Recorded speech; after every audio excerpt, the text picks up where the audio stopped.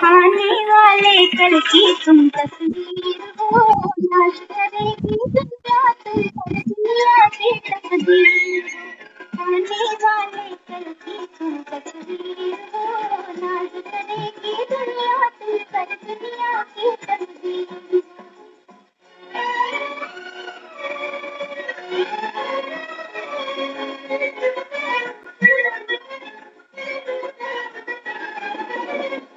किसी कुटिया के दीपक जब मिल जाया कर दोगे, वो भी खाली मुस्कान से सबकी झोली भर दोगे। हमसे चलो जमाने में तुम चलता हुआ तकदीर हो, नाज करेगी दुनिया तुम पर, दुनिया की तकदीर हो। आने वाले कल की तुम तस्वीर हो, नाज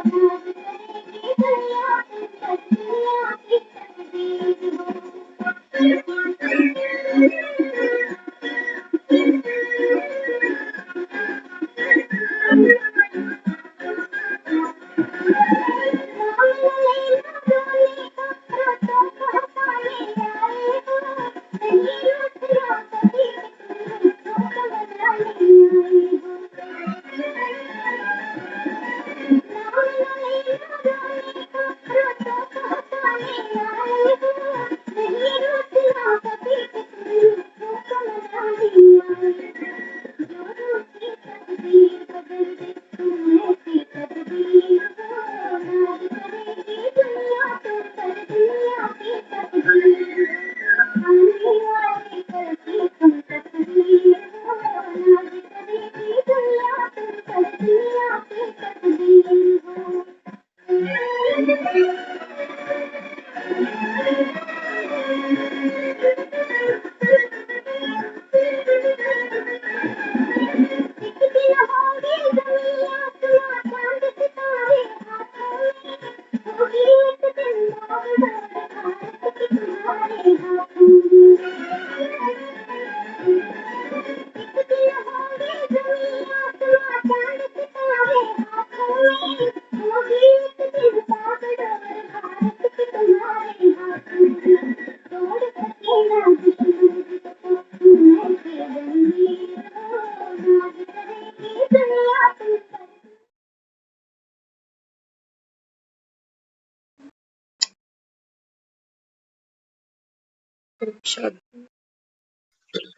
शांति दीदी।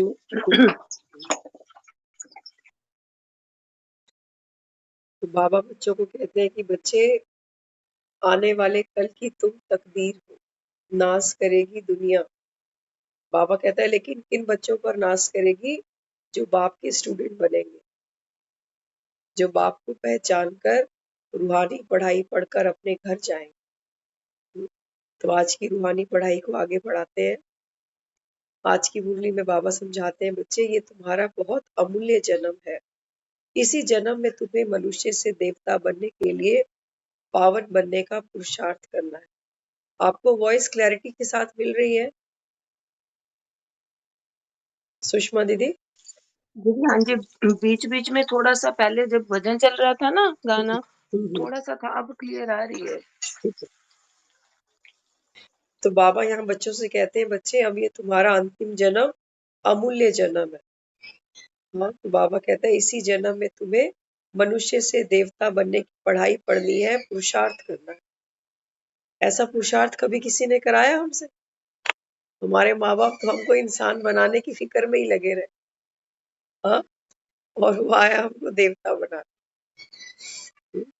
तो आज का प्रश्न बाबा ने पूछा, ईश्वरीय संतान कहलाने वालों की मुख्य धारणा क्या होगी? बाबा कहता है जो मेरे बच्चे हैं, जो ईश्वरीय संतान है, बाबा कहता है उनकी मुख्य धारणा क्या होगी? तो सबसे पहली धारणा बाबा कहता है, मेरे बच्चे कभी आपस में लून पानी नहीं होंगे। देखते हैं ना आज दुनिया में घर घर में बच्चों का ही झगड़ा हो जाता, माँ बाप की आधी जिंदगी तो उनको बनाने में ही निकल जाती। हाँ, तो बाबा कहता है जो ईश्वरीय संतान है वो आपस में कभी लून पानी नहीं होंगे। जो देह अभिमानी है वह उल्टा सुल्टा बोलते, लड़ते झगड़ते, तुम बच्चों में ये आदतें हो नहीं सकती। यहाँ तुमको दैवी गुण धारण करने। तो गीत के बोल सुने ना अभी, नाम न लेना रोने का, तुम तो जग को हंसाने आए हो। हाँ, तो बाबा कहते हैं बच्चे ये लड़ना झगड़ना उल्टा सुल्टा बोलना, ये बाबा कहता है ये देह अभिमानी जो संसार है, ये उनके लक्षण है। ओम शांति। गीता आदि में भले क्या भी है, परंतु वह सभी भक्ति मार्ग के शास्त्र हैं। कई कहते हैं हमने तो भागवत खूब पढ़ी है, आपकी भागवत हमारी भागवत से अलग है क्या? बाबा कहता है भले गीता आपने भक्ति में कितनी भी पढ़ी हो, लेकिन बाबा कहता है ये तो भक्ति मार्ग के शास्त्र है। भक्ति मार्ग में बाबा कहता है कोई आपको हिस्ट्री ज्योग्राफी नहीं बताता, वर्ल्ड की हिस्ट्री ज्योग्राफी बाबा कहता है भक्ति में आपको कभी कोई नहीं बताता कि ये संसार की सृष्टि कैसे शुरू हुई, कितने ये युगों में कितने कितने वर्ष थे, कैसे हम आत्माओं के 84 जन्म हुए। बाबा कहता है ये हिस्ट्री और ज्योग्राफी। बाबा कहता है ये कभी भक्ति में कोई पढ़ाता ही नहीं, नाम भी नहीं लेते हिस्ट्री और ज्योग्राफी का। साधु संत बैठ तुमको शास्त्र पढ़ाते हैं, बाप तो कोई शास्त्र लेकर नहीं आता। बाबा कहता है ये है सच्ची सच्ची गीता, जिसको कहते हो भगवान वाच। बाबा कहता है तुमने जो भक्ति में माँ भागवत पढ़ी है, उसमें तो लिखा है कृष्ण भगवान वाच। बाबा कहता है कृष्ण तो बच्चा है मेरा, वो भगवान कैसे बन सकता? हाँ, कॉपी है बाप की, ये बात पक्की है, लेकिन बाबा कहता है वो बच्चा है, पढ़कर पढ़ा रहा। इसलिए बाबा कहता है मैं तो कोई शास्त्र आदि लेकर तुमको नहीं सुनाता। ब्रह्मा अपने को देवता व ईश्वर नहीं कहला। बाबा कहता है यहाँ तुम किसके पास आए? क्योंकि जब ये मुरलियां चली है साकार में, तो ब्रह्मा बाबा बैठकर ये मुरलियां सुनाते थे। तो बाबा उनके तन से क्लैरिटी देता था।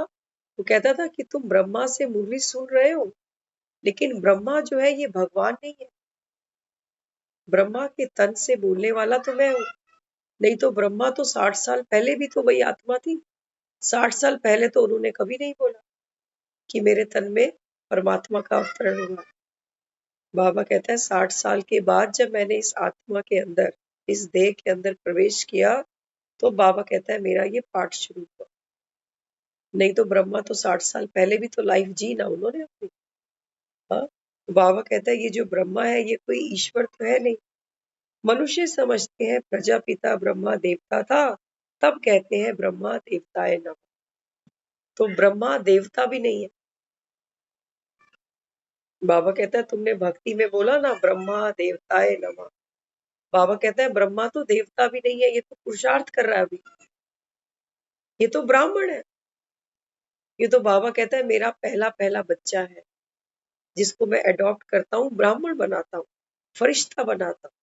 सतयुग में बाबा कहता है ये फिर कृष्ण बनेगा तब देवता बनेगा, अभी थोड़ी देवता है। हाँ, बाबा कहता है कलयुग में देवता कहाँ से आ गए? ब्रह्मा का पाठ तो कलयुग के अंत में शुरू होगा ना, तो संगम में पढ़ाई पढ़ेंगे। तो बाबा कहता है ब्रह्मा को भी हम कभी देवता नहीं कह सकते और ईश्वर भी नहीं कह सकते। तो कौन है ब्रह्मा? ब्राह्मण है, ईश्वरीय संतान है। जब तक विष्णु लक्ष्मी नारायण ना बने, तब तक देवता ना कहला सके। यह तुम्हारा अमूल्य हीरे जैसा जन्म कहा जाता है, भले कर्म भोग तो होता ही है। बाबा कहता है इसलिए ब्राह्मणों को चोटी दिखाते, देवताओं के सर पे चोटी नहीं दिखाते। ये निशानी है कि ये जो ब्राह्मण है, ये बाबा कहता है ये मेरे बच्चे, भगवान के बच्चे। तभी देखो दुनिया में जो पंडित है उन्होंने चोटियां रखी हुई है, लेकिन बाबा कहता है ये मेरे बच्चे तो है नहीं। बाबा कहता है ये तो कुक वंशावली, और ये सारी बाबा कहता है ये है मुख वंशावली। क्योंकि जब बाप आते हैं, शिव बाबा जब आते हैं, सबसे पहले वो ब्रह्मा को अडॉप्ट करते हैं, तो पहला ब्राह्मण बनाते, और ब्रह्मा के द्वारा फिर हम सब बच्चों को ये ज्ञान सुनाकर अपनी मुख वंशावली बनाते हैं। बाबा कहता है ऐसे होती है सृष्टि की स्थापना। शास्त्रों में लिखा तो गया कि ब्रह्मा के द्वारा सृष्टि की रचना रची गई, लेकिन कैसे रची गई ये कोई नहीं जानता। अब बाबा कहता है तुम्हारे सामने कि कैसे भगवान ब्रह्मा के द्वारा नई सृष्टि की स्थापना कराते, पुरानी दुनिया का कैसे विनाश कराते, विष्णु के द्वारा कैसे पालना होती है। बाबा कहता है ये सिर्फ तुम बच्चे जानते हो। आगे फिर समझाया, आत्मा ब्राह्मण नहीं है, शरीर साथ है तभी ब्राह्मण फिर देवता शूद्र बनते हैं। पवित्र आत्मा हल्की हो एकदम शरीर को छोड़ देती।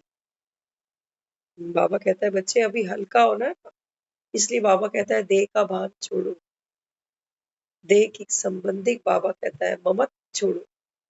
इसलिए बाबा कहता है जब लाइट बनोगे, हल्के बनोगे, पवित्र बनोगे, तभी बाबा कहता है ये सीता घर जाएगी।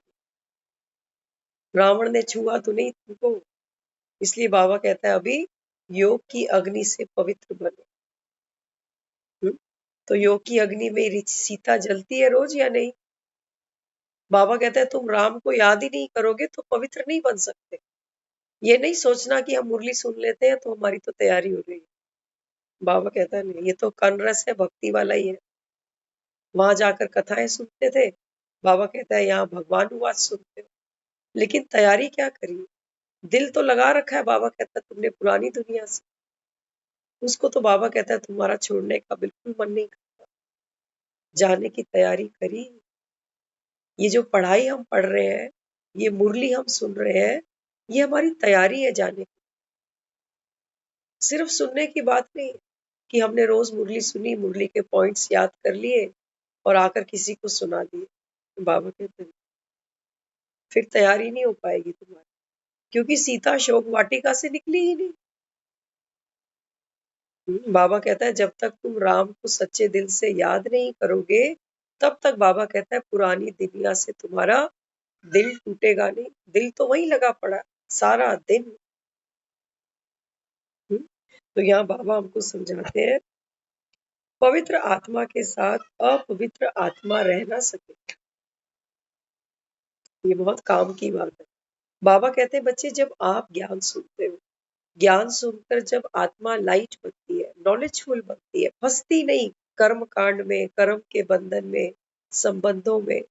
बाबा कहता है ऐसी आत्मा के साथ अपवित्र आत्मा नहीं रह सकती, उसको मजा नहीं आए, उसको मजा नहीं आए। हाँ? तो बाबा कहता है फिर अपवित्र आत्मा ऐसी आत्मा के साथ तो रह ना सके। तो दुनिया में भी देखते हो ना, बिहारी बिहारी के साथ बैठता है, बंगाली बंगाली के साथ बैठता है, पंजाबी पंजाबी के साथ बैठता है, तो खींचती है ना कुछ सिमिलैरिटी हमको, हम जीन्स हमको खींचते। तो बाबा कहता है जो आत्मा ज्ञान सुनती है ना, उसको ज्ञान के सिवा दूसरी कोई बात सुनने का मन नहीं करता, इसकी उसकी ऐसी वैसी सुन के बाबा कहता है ये बर्तन मैला कर देते। हाँ? और बर्तन की सफाई करने में बाबा कहता है फिर मेहनत भी लगाते हो, शक्ति भी खर्च करते हो। रोज बाबा कहता है बर्तन की धुलाई हो रही है, भरा कुछ इसके अंदर। इसलिए बाबा कहता है कि बच्चे अपवित्र आत्मा तो ऐसी आत्मा के साथ रह ना सके। बहुत बच्चे याद में फेल हो जाते हैं, ज्ञान समझने में बड़े तीखे।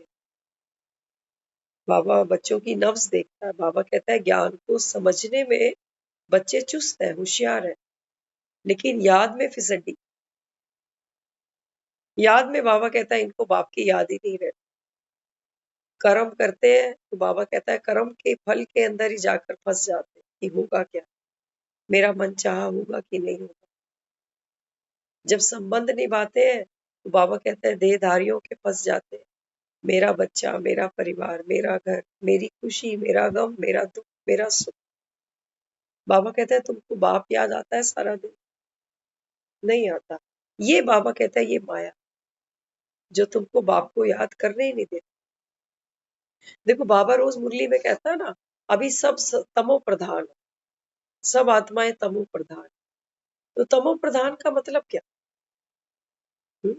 तब बाबा कहता है कि बच्चे कलयुग के अंत में हर आत्मा तमो प्रधान है। तमो प्रधान माना ऐसी आत्मा जो पुरुषार्थ नहीं करना चाहती, अलबेलापन है, सुस्ती है, नींद है, आलस है। वो कहते हैं अरे कोई तो बन जाएगा देवता, हमने क्या करना, हमको तो भक्ति ही ठीक है, जचती है।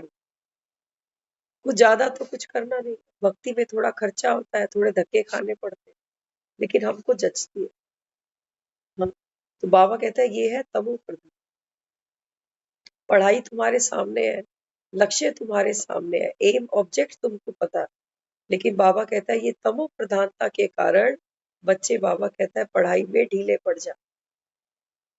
पढ़ोगे नहीं तो बाबा कहता है फिर मेरी याद तो दूर दूर तक नहीं आएगी। रोज मुरली सुनते हैं ना, सालों साल जब हम रोज मुरली सुनते हैं, तब हमारी 5-10% थोड़ी सी बाबा के साथ लिव जुड़ती है, सूरत जुड़ती है उसके साथ।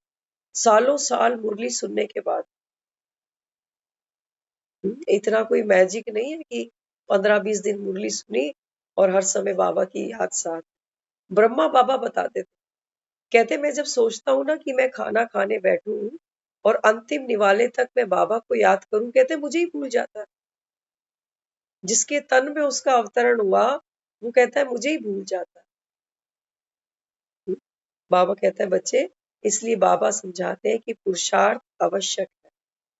हाँ, तो तमो प्रधान है आत्मा माना, बाबा कहता है पुरुषार्थ करने को राजी नहीं, सोचते हैं कल से करेंगे, आज तबीयत ठीक नहीं है, आज थके हुए ज्यादा है। तो बाबा कहता है बच्चे कल तो काल खड़ा हुआ, कहता है ना बाबा, आजकल आजकल करते करते समय बीतता गया। बाबा कहता है सतयुग भी गया, त्रेता भी गया, द्वापर भी गया, कलयुग भी जाने वाला। बाबा कहता है ये संगम भी बीतने वाला, समय नहीं है। बाबा कहता है ये तुम्हारा, बाबा कहता है पुराना संस्कार है, कल देख लेंगे, कल से कर लेंगे। हाँ, बाबा कहता है काल करे सो आज कर, आज करे सो अब। जब हम गुस्सा करते हैं ना, अशुभ कार्यों में हम देर नहीं करते। जब हमको कोई गुस्सा आके दिलाता है ना, तब हम अपने आप को कभी नहीं कहते कि आज रहने देते हैं, कल करें, आज बहुत थके हुए हैं, आज गुस्सा नहीं करते, कल करें, करते कर। बाबा कहता है अशुभ कामों में तो तुम देर ही नहीं करते। किसी की कोई बात सुन ली, तुरंत जाकर किसी को सुनानी है। बाबा कहता है वो भीतर रुकती है, क्योंकि निंदा, चुगली, अवगुण, बाबा कहता है ये तो खूब तुमने पुरुषार्थ किया। बाबा कहता है ये कड़ा संस्कार बन गया। इसलिए बाबा कहता है बच्चे, शुभ कार्य करना हो तो सोचना नहीं, तुरंत करो, तुरंत दान, बाबा कहता है महापुण्य। और अशुभ करना हो, गुस्सा करना हो, हाँ, किसी को डांटना हो, बच्चों को थप्पड़ मारना हो, बाबा कहता है पोस्टपोन कर दो, पोस्टपोन कर दो। एक बार बताया था, एक पति पत्नी थे, तो अक्सर लड़ाई हो जाती थी। तो जब लड़ाई होती थी तो पति कई बार क्या उसको बोलता था गुस्से में, मैं घर छोड़ के चला जाऊंगा, मैं तेरे साथ रहना ही नहीं चाहता। तो करते करते करते वो घर से बाहर आ जाता है। एक दिन संजोग की बात है, दोनों आपस में लड़े। हाँ, तो पड़ोस में कोई मेहमान आया हुआ था किसी के पास, बुजुर्ग थे वो। तो उन्होंने देखा कि खूब झगड़ा हो रहा है, आवाजें खूब जोर जोर से आ रही। तो पत्नी भी चिल्ला रही और पति भी चिल्ला रहा। तो पति फिर से उसको धमकी दे रहा था कि देख तू सुधर जा, मैं चला जाऊंगा घर छोड़ के, फिर नहीं आऊंगा, ट्रेन के नीचे जाके अपना सर दे दूंगा, आज कट मरूंगा, खूब पछताएगी तू। हाँ, तो उसने सोचा कि ये तो बात सर से ऊपर चली गई, जाकर समझाना चाहिए, ऐसा ना हो कि गुस्से में आके कुछ कर ही जाए। वो कहने लगे, कहते मैं पड़ोस के घर में जब गया तो वो जो सज्जन थे वो मेरे सामने निकल गए गुस्से में। कहते मैंने उनकी पत्नी को समझाया, मैंने कहा आप उनको ऐसे क्यों कह रहे हो, वो तो कुछ कर ना बैठे, चलो उनके पीछे पीछे चलते हैं। तो उसकी पत्नी कहने लगी आप रहने दो, मैं बहुत सालों से जानती हूँ उसको, वो जब भी झगड़ा करता है ना वो ये धमकी जरूर देता है कि मैं रेलवे स्टेशन जा रही हूँ। तो कहती अभी थोड़ी देर में आ भी जाएगा। कहते नहीं, जिस तरीके से वो झगड़ के गया ना, मुझे नहीं लगता कि वो वापस आएगा, चलो चलते हैं। बोली नहीं आप रुको, आप चाय पियो।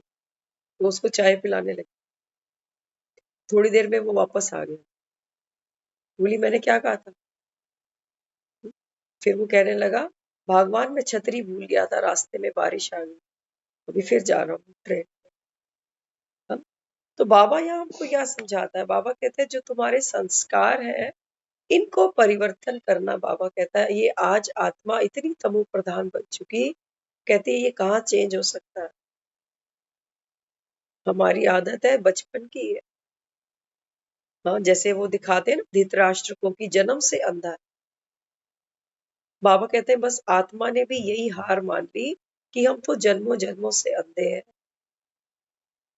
तो जैसे चल रहा है चलने दो। बाबा कहते हैं बच्चे ये तो तुम्हारा अंतिम जन्म है। अभी बाबा कहते हैं मैं ज्ञान का ये दिव्य नेत्र तुमको दे रहा हूँ, इसकी संभाल करो। देखो दुनिया में आजकल डॉक्टर्स क्या सजेस्ट करते हैं बच्चों के लिए, खास तौर से आजकल तो सभी के लिए, क्योंकि आज सभी फोन मोबाइल पर बैठते हैं, घंटों घंटों फोन देखते हैं। तो डॉक्टर कहता है कि अगर आपको आंखें अच्छी रखनी है तो स्क्रीन आवर्स को कम कर दो, टीवी कम देखो, मोबाइल कम देखो। लेकिन हम इतने हेल्पलेस हैं, हम करते हैं, हम करें क्या सारा दिन? एक यही तो हमारा साथी है, एंटरटेनर है इतना बढ़िया। तो बाबा भी हमको यही कहता है। बाबा कहता है ये जो थर्ड आई आपको मिली ना, आई ऑफ विजडम, बाबा कहता है बच्चे अगर इसको ठीक ठाक रखना है, बाबा कहता है व्यर्थ को छोड़ना पड़ेगा। व्यर्थ को बाबा कहता है छोड़ना पड़ेगा। इसलिए बाबा कहते हैं कि बच्चे पवित्र आत्मा एकदम हल्की हो तब शरीर को छोड़ दे। बहुत बच्चे याद में फेल हो जाते हैं, ज्ञान में बच्चे बड़े तीखे हैं। यह भी पता नहीं है कि 40,000 वर्ष कौन सा भगवान आएगा। बाबा कहता है जो भक्त आत्माएं हैं वो तो सोचती है कि कलयुग अभी 40,000 वर्ष और चलेगा, लेकिन उनको ये भी नहीं पता कि चलो 40,000 बाद के बाद में अगर भगवान आएगा तो कौन सा है, भगवान कौन है। बाबा कहते हैं वो ये फिर भी नहीं जानते, क्योंकि धृतराष्ट्र है ना। बाबा कहते हैं धृतराष्ट्र कुछ नहीं जानता, वो जो भी कुछ जानेगा समझेगा वो संजय के द्वारा ही समझेगा। तो बाबा कहता है तुम बनो ना संजय, अभी तुमको बाबा कहता है मैं दिव्य दृष्टि दे रहा हूँ। हाँ, तो कोई तो समझते हैं कि कृष्ण भगवान आएगा, कोई सोचते हैं कि राम भगवान आएगा। और क्या कहते हैं फिर? कहते हैं भगवान तो एक ही है, रूप अनेक है। बाबा कहते हैं फिर कह देते हैं कि कण कण में है, सबके अंदर है। बाबा कहते हैं फिर तो दुनिया में 800 करोड़ भगवान हो गए, फिर क्यों दुख है दुनिया में, क्यों अशांति है दुनिया में? हर घर में 5-5 7-7 भगवान है। फिर भी कलयुग है। बाबा कहता है ये कैसे हो गया? थोड़ा ही आगे चल तुम्हारा नाम वाला होगा, परंतु वह अवस्था होनी चाहिए। बाबा कहता है आप ज्ञान सुनते हो ना, देखो दुनिया में जो लोग अच्छे स्कूलों में पढ़ते हैं ना, तो उनकी पढ़ाई बाबा कहता है वो एटिकेट बच्चे में दिखाई देता, उसका बोलना, उसका हंसना, उसकी बातचीत, उसका व्यू, हर चीज हमको छलकती है कि ये अच्छे परिवार से है ना। तो बाबा कहता है तुम भी तो पढ़ते हो, ईश्वर के बच्चे हो। तो बाबा कहता है लेकिन तुम्हारी अवस्था अच्छी होगी, अब बाबा कहता है दूसरों पर प्रभाव पड़ेगा। आपस में बहुत बहुत प्रेम होना चाहिए, ईश्वर संतान हो। बाबा कहता है आपका जो प्रेम होना चाहिए ना, वो लेने वाला नहीं होना चाहिए। बाबा कहता है आपका प्यार होना चाहिए प्रेम स्वरूप आत्मा सबके प्रति, मोह नहीं। बाबा कहता है मोह तो बाबा कहता है मांगता है। मेरे बच्चों की उम्र बड़ी हो, इनको नौकरी धंधी मिले, ये खूब ऐश करे। पड़ोसी का बच्चा आगे निकल जाए तो हमको अच्छा नहीं फील होता कि हमारे बच्चे तो वहीं रह गए। बाबा कहता है ये प्रेम नहीं है, ये मोह है। बाबा कहता है ये नर्क का द्वार है। हर समय तो बाबा कहता है अच्छा अच्छा कुछ नहीं हो सकता, कुछ अच्छा होगा तो बाबा कहता है कुछ थोड़ा नीचे भी चला जाएगा। बाबा कहता है फिर तुम्हारी स्थिति तो हिलेगी, क्योंकि साधनों पर बाबा कहता है आपकी खुशी टिकी हुई है, दूसरी आत्माओं पर आपकी खुशी टिकी हुई है। तो बाबा कहता है फिर खुश तो रह नहीं सकते ना। यही रीजन है बाबा कहता है आज दुनिया दुखी है। हाँ? तो योग बल है साइलेंस बल। साइलेंस बल और साइंस बल में दिन रात का फर्क। हाँ, बाबा कहता है साइंस का लोहा तो सब मानते हैं, क्योंकि जो आज हमको कंफर्ट मिले ये सब साइंस की वजह से। आज हम इतनी दूर दूर बैठे हैं और फोन पे एक दूसरे को देख पा रहे हैं, है ना। ये साइंस की करामात है। कुछ समय पहले लोग कहते थे ऐसा फोन आएगा कि फोन में एक दूसरे को देख भी पाएंगे। तो भरोसा नहीं होता था कि ऐसे कैसे हो सकता। हाँ, आज देखो, आज कोई कहाँ है कोई कहाँ है, लेकिन वीडियो कॉलिंग हो जाती है। तो बाबा कहता है साइंस का बल तो तुम जानते हो, लेकिन साइलेंस का बल बाबा कहता है वो बच्चे अभी नहीं जानते। तो बाबा समझाता है बच्चे जो साइलेंस है ये मोर पावरफुल है देन, बाबा कहता है साइंस के बल से। क्योंकि साइंस भी जब कोई इन्वेंशन करती है तो बाबा कहता है वो साइलेंस के बल से करते हैं। आप देखो, अगर आपको एक पोइट्री लिखनी है, कोई कविता लिखनी है, हाँ, कोई चित्र बनाना है, कुछ भी क्रिएटिव हमको करना है, तो हम कहते हैं हमको एकांत चाहिए। भीड़ में कोई 4 लाइनें लिख सकता कविता की? नहीं लिख सकता। तो एकांत क्या करता है? एकांत हमारी शक्ति को और भी निखारता है कि अपने भीतर से कुछ निकले। आज हम साइंस में देखते हैं एसी भी है, कूलर भी है, प्रेस भी है, मिक्सी भी है, ये सब चीजें एक किसी ने तो इन्वेंट की ना। तो बाबा कहता है ये जितनी भी इन्वेंशन आप देखते हो ये सब बाबा कहता है साइलेंस का बल। एक बच्चा पढ़ता है, हम कहते हैं अकेले कमरे में जाके पढ़ना, यहाँ क्यों बैठा है इतने लोगों के बीच में, यहाँ तेरा ध्यान नहीं लगेगा पढ़ाई, वहां तो सिर्फ रट्टा ही मारना है उसको। तब भी हम कहते हैं जा अकेले कमरे में पढ़, भीड़ में तेरा को ध्यान नहीं रहेगा कि तू क्या पढ़, ध्यान तो तेरा यही भटकेगा। तो साइलेंस का कुछ ना कुछ तो आइडिया हमको है ना। नोट गिनते हैं कैसे? एकदम एकाग्र होकर कि कोई चिपका ना रह जाए एक दूसरे से। हाँ, तो वहां पर भी हम इस शक्ति को यूज करते। बाबा कहता है जो साइलेंस की शक्ति है, बाबा हमको ये साइलेंस की शक्ति में रहना सिखाता है। बाबा कहता है मुख से बहुत बोला, 63 जन्म बाबा कहता है बोलते ही आए। इसलिए बाबा कहता है बच्चे सुबह उठकर ना अभ्यास करो साइलेंस में रहने का। क्योंकि हमारा जो घर है वो क्या है? पीसफुल होम है ना हमारा। बाबा कहता है वहां आत्मा के पास शरीर नहीं है जो वो बोलेगी कुछ सुनेगी। लेकिन आज देखो कोई हमको बोले 4 दिन तुमको कमरे में रहना है, टीवी भी नहीं मिलेगा, फोन भी नहीं मिलेगा, कोई किताब अखबार कुछ नहीं मिलेगा, किसी से बात भी नहीं कर, तो 4 दिन में हम 2 दिन में ही बीमार हो जाए। कहते हैं कुछ तो दे दो। बाबा कहते हैं ये अंदर की सफाई करो ना। इसलिए बाबा कहता है जब आपको एकांत मिलता है ना तब आत्मचिंतन होता है। तब बाबा कहता है तुमको पता चलता है कि साइलेंस का बल क्या है। क्योंकि कोई भी इन्वेंशन है वो आत्मा ही तो कर रही है, शरीर थोड़ी करता। शरीर के अंदर आत्मा बैठी है ना, वो बाबा कहता है ये सब तो बाबा कहता है बच्चे साइलेंस में रहने का अभ्यास करना चाहिए। इसलिए जब हम मुरली शुरू करते हैं तो पहले एक गीत चलाते हैं। हाँ, तो वो गीत किस लिए होता है? वो गीत इसलिए होता है कि 23 घंटे हमने बाहर बहुत कुछ सुना देखा। अब जब तक वो गीत चलता है हम अपनी स्थिति बनाते हैं, आत्म अभिमानी बनकर बैठते हैं। देह का बंधन, देह के आकर्षण, 1 घंटे के लिए पुरानी दुनिया को संन्यास दे देते।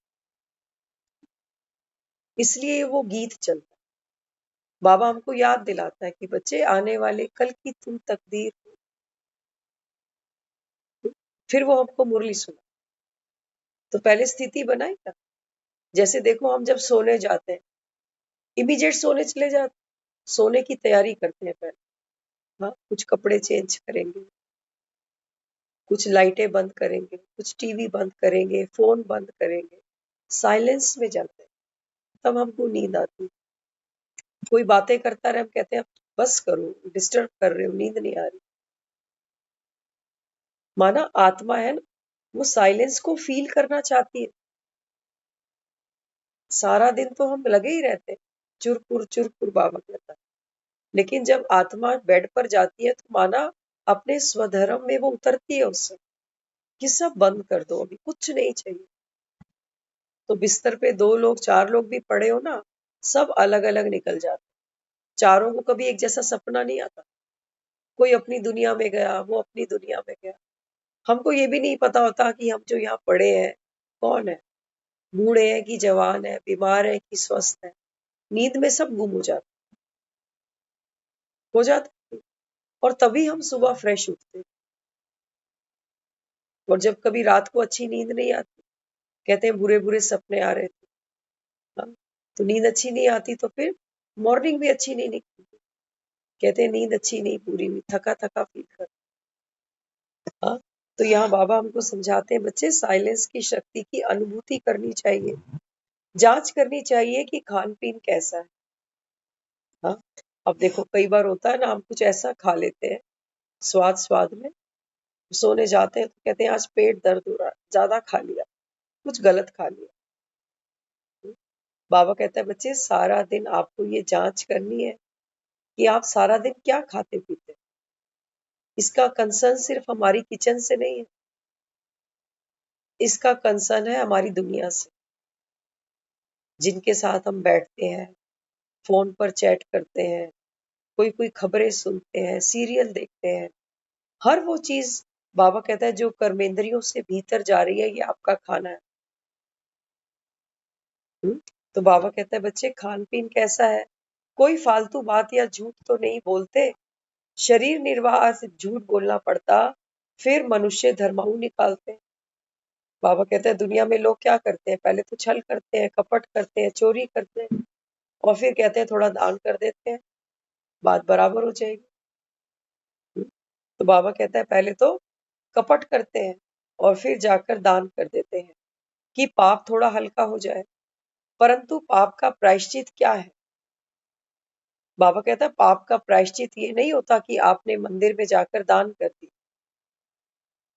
पाप का प्रायश्चित ये होता है कि एक जो गलती हो गई ये दोबारा कभी नहीं होगी, ये होता है बाबा कहता है पाप का प्रायश्चित। तो बाबा कहता है तुम में से कोई है जो हाथ ऊपर करे कि हम झूठ नहीं बोलते, ज्ञान में आने के बाद बोलते हैं, बोलते हैं, जहां देखते हैं कि यहाँ नुकसान हो जाएगा वहां झूठ बोल देते हैं। तो बाबा कहते हैं कहते क्या हो, मैं सत्य स्वरूप आत्मा। तो ये कैसी सत्य स्वरूप आत्मा है जो झूठ बोलती है? बाबा कहता है तभी तो तुम्हारी स्थिति नहीं बनती, तुम कहते हो हम सबको बाप का परिचय देते हैं, कोई सुनता ही नहीं। बाबा कहते हैं धारणा है कुछ, धारणा ही नहीं होगी तो बाबा कहता है फिर कोई नहीं सुने, क्योंकि तुम में और उनमें कोई फर्क ही नहीं है।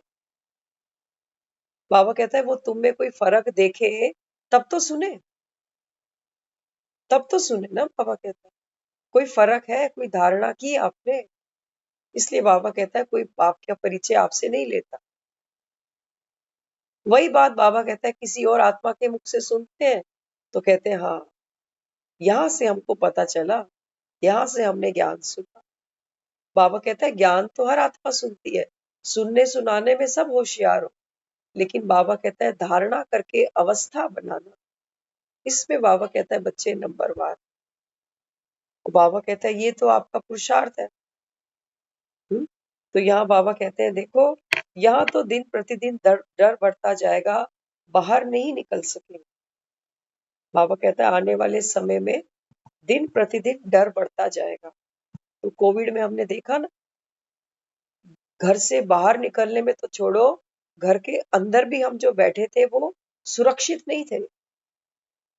हाँ, तो बाबा कहता है फिर बाहर नहीं निकल सकेंगे, यह पढ़ाई कोटों में कोई ही पढ़ेंगे।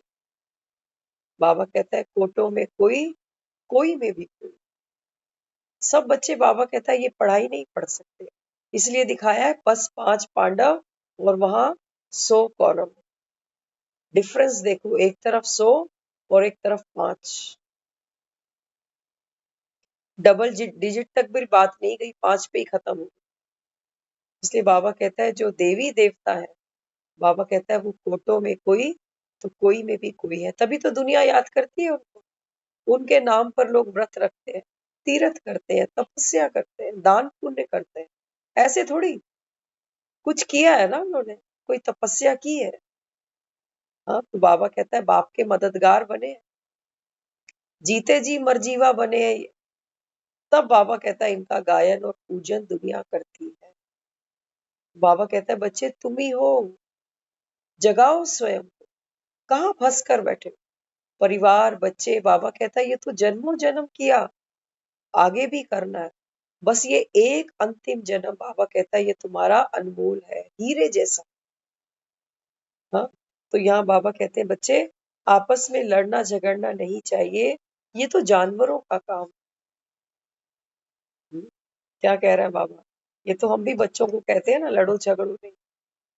हाँ, बाबा कहता है बच्चे ये तो जानवरों का काम है। आधा कल्प याद नहीं किया है, अब एक ही जन्म में याद करना है।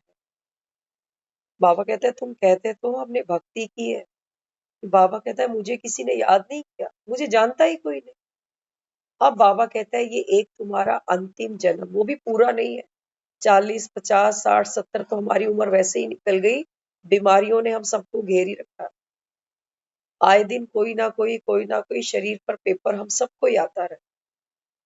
हम्म, लेकिन बाबा कहता है बच्चे इसी पुरानी नाव में बैठकर तुमको पार लगना है। कभी नहीं सोचना कि आज तबीयत ठीक नहीं है, आज छोड़ दो।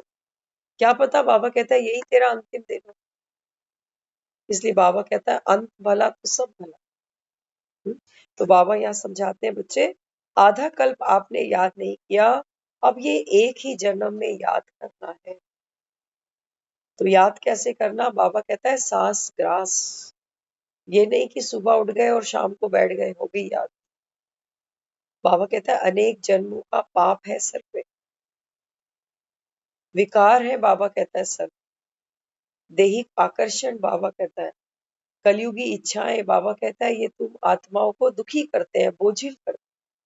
तो बाबा कहता है जितना बाप को याद करोगे आत्मा लाइट स्वरूप बनती जाएगी। लेकिन बाबा कहता है बच्चे सारा मदार है आपके स्वयं के पुरुषार्थ का। बाप तो पढ़ाएगा, टीचर 1-2 घंटा पढ़ा के चला जाता, लेकिन मेहनत तो बच्चे को करनी पड़ती है। सेल्फ स्टडी तो बच्चे करते हैं। तो बाबा कहते हैं बच्चे बाप समान स्थिति द्वारा समय को समीप लाने वाले तत्वम के वरदानी भव। बाबा कहता है मेरे जैसे बनो और तुम बाबा कहता है वो आने वाले समय की तस्वीर हो। तुमको बाबा कहता है सत्युग लाना है, तुमको इंतजार नहीं करना। दुनिया इंतजार करेगी कि कलयुग बीतेगा तो सत्युग आ जाएगा, लेकिन बाबा कहता है लाने वाले तुम हो। इसलिए बाबा कहता है बच्चे तुम ही हो। तो तुमको बाबा कहता है कभी भी पुरुषार्थ से पीछे नहीं हटना। बाप दादा अपने लवली और लवलीन रहने वाले बच्चों को सदा तत्वम का वरदान देते हैं। बाबा कहते हैं बच्चे कभी नहीं भूलो, कैसी भी परिस्थिति आए, कैसा भी पेपर आए, अपने आप को हमेशा याद दिलाओ कि मैं ही वो कल्प कल्प की आत्मा हूँ। अनेक बार अपने आप को याद दिलाओ कि मैं ही हूँ जो तमो प्रधान से सत्व प्रधान बनी हूँ। मैं ही ब्राह्मण से देवता बनने वाली आत्मा हूँ। बाबा कहता है निश्चय ही आधार है। निश्चय में बाबा कहता है विजय छुपी हुई। अगर निश्चय डगमगाएगा बाबा कहता है सफलता हाथ से गई, फिर पुरुषार्थ ही नहीं करोगे। हाँ, बाबा कहता है अगर भगवान की बात पर आपको निश्चय नहीं है, भगवान आकर हमको कहता है बच्चे तुम ही थे देवी देवता, तो बाबा कहता है तुमको निश्चय आता। अगर निश्चय नहीं आ रहा बाबा कहता है फिर तुम ये पुरुषार्थ नहीं करोगे, फिर तो बस ये हो जाएगा एक रूटीन बना लिया, 9 बजे क्लास ज्वाइन करनी है, ठीक है, टाइम पास अच्छा हो जाता है, तो बाबा कहता है फिर ऐसे ही चलो, लेकिन अवस्था नहीं बनेगी। हाँ, तो 1-2 के विचारों को रिकॉर्ड दो, स्वयं का रिकॉर्ड अच्छा बन जाए। आज बाबा हमको समझा रहा है। बाबा ने बोला ना आपस में लून पानी नहीं होना। बाबा कहता है एक परिवार में 4-5 लोग रहते हैं, वहां पर भी आज दुनिया में झगड़े हो जाते हैं, लेकिन हमको बाबा क्या करा रहा है? बाबा कहता है आप वो बेहद के। बाबा कहता है कहीं पर भी तुमको लून पानी नहीं होना, सिर्फ घर की बात नहीं है, बाजार में भी लून पानी नहीं होता। तो उसकी युक्ति क्या है? बाबा कहता है जब आप 1-2 को आत्मा समझकर रिगार्ड देते हो, आत्मा समझकर, तो बाबा कहता है आपका रिकॉर्ड अच्छा बन जाए, स्थिति बन जाएगी, संस्कार बन जाए। दुनिया में जो लोग एक दूसरे को रिगार्ड देते हैं वो किस लिए देते हैं? हाँ, क्योंकि कोई रिश्ते में बड़ा है, कोई पैसे में बड़ा है, कोई कुर्सी पे बड़ा है। तो बाबा कहता है देह के भान में रिगार्ड देते और लेते हैं। बाबा कहता है वो तो झूठा है, कुर्सी गई रिगार्ड खत्म, ऐसा ही तो है। हाँ, कुर्सी गई रिगार्ड खत्म, पैसा गया रिगार्ड खत्म। अगर बड़े ने कोई गलती कर दी, बड़प्पन खत्म, तो रिगार्ड खत्म। बाबा कहता है ये तो टेम्परेरी है सब। लेकिन यहाँ जब बाबा कहता है, जब बाप कहता है आपस में लून पानी नहीं होना, बाबा कहता है बच्चे सर्व को आत्मा देखना। कोई कुर्सी पर बैठी है वो भी आत्मा है, कोई रोड पर भीख मांग रही है वो भी आत्मा। तो बाबा कहता है जब तुम सबको आत्मा देखते हो ना, तो किसी के भी प्रति बाबा कहता है आपके मन में कैसा भी बाबा कहता है कोई प्रश्न नहीं आएगा, किसी के प्रति कोई दुख नहीं होगा, किसी से कोई जेलसी नहीं होगी। तो बाबा कहता है ये क्या है, अच्छा रिकॉर्ड बनाना, अच्छा संस्कार बना। इसको बाबा कहता है आने वाले कल की तुम तस्वीर हो। तो बाबा कहता है तुमको रोना नहीं है, क्योंकि तुम रोतों को हंसाने वाले। तो आज की मुरली से बाबा हमको यही प्रेरणा देता है कि बच्चे समय बड़ा अनमोल है, समय को बाबा कहता है व्यर्थ नहीं गवा। मुरली भी सुननी, और बाबा कहता है साथ साथ अपना पुरुषार्थ भी करना है। पुरुषार्थ करना माना अपने को आत्मा समझो। आत्मा समझ बाबा कहता है सर्व से संबंध निभाओ, हर कर्म करो उस राम की याद में, कि मैं केवल निमित्त आत्मा हूँ, ये सेवा तो राम की है। आत्माओं की सेवा नहीं करो, बाबा कहता है अभी तो राम की सेवा करो। तो बाबा कहता है राम के नाम पर जो करोगे, बाबा कहता है रिटर्न तुमको मैं दूंगा। दुनिया में कोई देता नहीं ना रिटर्न। आजकल के बच्चे क्या कहते हैं आप जो कर रहे हो तो आपका फर्ज है, एहसान थोड़ी कर रहे हो। तो बच्चे क्या करते हैं, माँ बाप को फर्ज याद दिला देते। इसलिए बाबा कहता है बच्चे लून पानी नहीं हो, बाप की सेवा करो। बाप कहता है बाप तुम्हारा हक कभी नहीं रखेगा, बल्कि बाबा कहता है तुम एक जन्म बाप की करते हो सेवा, 21 जन्म बाबा कहता है मैं तुमको रिटर्न देता हूँ। है ऐसी कई रिटर्न बाबा कहता है दुनिया में। सुदामा को दिखाया था ना, हाँ बाबा कहता है क्या दिया था, चावल, कच्चे चावल, वो भी मांग कर लेकर आया। बदले में क्या लेके गया, महल। लेकिन सुदामा को पता थोड़ी है कि मुझे महल मिल रहे। बाबा कहता है अभी जो तुम करोगे ना तन से, मन से, धन से, बाबा कहता है ये अभी बाप को तुम डायरेक्ट इंश्योर कर रहे हो। बाबा कहता है महल तुम्हारे तैयार हो रहे हैं। एक भिखारी को भी हम दान करते हैं ना, वो भिखारी हमें कहता है भगवान आपको देगा। भिखारी की बात पर हमको भरोसा है, भिखारी की बात पर हमको भरोसा है कि वो कह रहा है आप दो तो भगवान भी आपको दे, भगवान के नाम पे दे दो। उसकी बात पर हम भरोसा करते हैं, उसको 150 रुपए का दान कर देते हैं। तो सोचते हैं ये बेचारा क्या देगा, देगा तो वही ऊपर वाला। तो बाबा कहता है जब मैं ऊपर वाला तुमको कहता हूँ कि बच्चे बाप के साथ अभी डायरेक्ट इंश्योर करो तन मन धन, बाबा कहता है तुमको भरोसा नहीं आता। भिखारी की बात पर भरोसा कर लिया, कलयुगी भिखारी। बाबा कहता है जो भिखारी भी कैसे अंधे हैं नहीं, अंधे बनकर बैठे, लंगड़े हैं नहीं, लंगड़े बनकर बैठे। ऐसे भिखारियों पर बाबा कहता है तुमको भरोसा आ जाता है। लेकिन स्वयं भगवान कहता है कि बच्चे अभी बाप को सब कुछ इंश्योर करो, बलिहार जाओ बाप पर, क्योंकि भक्ति में तुम्ही ने कहा कि आप आओगे तो हम बलिहार जाएंगे। बाबा कहता है अभी करके दिखाओ।